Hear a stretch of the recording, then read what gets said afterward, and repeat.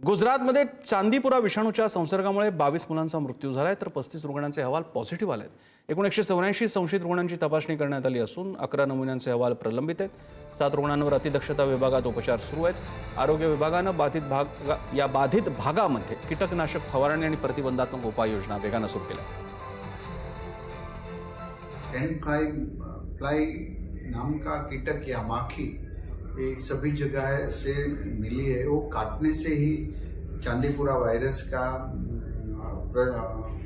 रोग यानी कि ये होता है।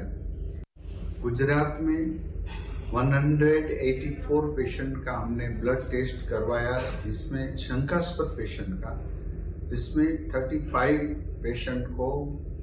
पेशेंट का पॉजिटिव रिपोर्ट चांदीपुरा वायरस है। अभी तक 22 पेशेंट का मृत्यु हुआ है।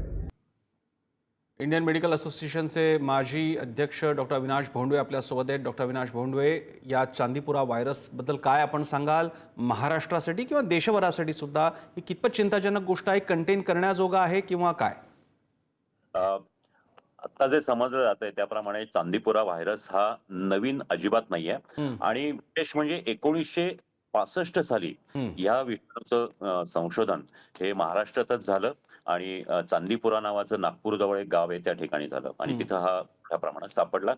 पण तेव्हापासून गेल्या या 50-60 वर्षापर्यंत अनेकदा या आजाराच्या साथी आल्या किंवा तो पसरताना दिसून येतोय। हा जो आजार आहे हा चांदीपुरा व्हायरस आहे, हा सँड फ्लाईज म्हणजे एक विशिष्ट प्रकारच्या माशा असतात लाल रंगाच्या, त्यांच्या मार्फत पसरतो। म्हणजे जसं मलेरिया हा डासांमार्फत पसरतो तसा हा सँड फ्लाईज मार्फत हे होतो। ह्या सँड फ्लाईज ज्या आहेत त्या आपल्याला चावू शकतात आणि त्यामधून आपल्या शरीरामध्ये त्यांचे विषाणू जातात। आता जे आहेत ह्या सँड फ्लाईज ज्या असतात त्या साधारणतः गोठे किंवा कोंबड्यांची खुराडी किंवा पोल्ट्रीज अशा ठिकाणी सापडू शकतात। आणि हा जो व्हायरस आहे हा शरीरामध्ये गेल्यानंतर साधारणतः 24 ते 48 तासात प्रचंड ताप येतो, खूप डोकं दुखतं, उलट्या होतात। ही जी लक्षणं असतात ही एन्सेफेलायटिस म्हणजे आपल्या मेंदूला किंवा मेंदूच्या आवरणांना सूज आल्याचं लक्षण असतं आणि हे पुढं वाढत जातं आणि त्यामध्ये ती व्यक्ती थोडीशी गोंधळल्यासारखी होऊ शकते, त्यांना चक्कर येऊ शकते, त्यानंतर तो बेशुद्धही होऊ शकतो आणि झटके येतात आणि तो व्यक्ती विशेषतः ते मुलं कोमामध्ये जाऊ शकतो। सर्वात वाईट म्हणजे हा अतिशय ज्याचं डेथ रेट खूप जास्ती आहे। हे साधारणतः आतापर्यंत 100 पेशंट मधले 55 ते 78 रुग्ण ह्याच्यामध्ये दगावू शकतात। कारण याला बाकी उपचार काही नाहीये।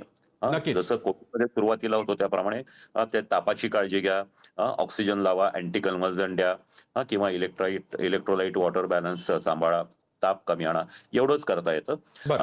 आणि प्रतिबंधक मात्र जिथं तो सापडतो अशा ठिकाणी म्हणजे हे खुराडी किंवा गोठे जे आहेत अशा ठिकाणी आपण सावध राहिलं पाहिजे, त्याची स्वच्छता केली पाहिजे। सार्वजनिक स्वरूपात जिथं जिथं अशा प्रकारच्या माशा आढळतात किंवा आढळू शकतात त्या हे केलं पाहिजे। या ज्या माशा असतात ह्या फारशा उडत नाहीत, त्याच्यामुळे हे लहान मुलांना ज्या ठिकाणी फरशीवर झोपवलं जातं म्हणजे कापड किंवा हे अशा ठिकाणी ते होण्याची जास्त शक्यता असते।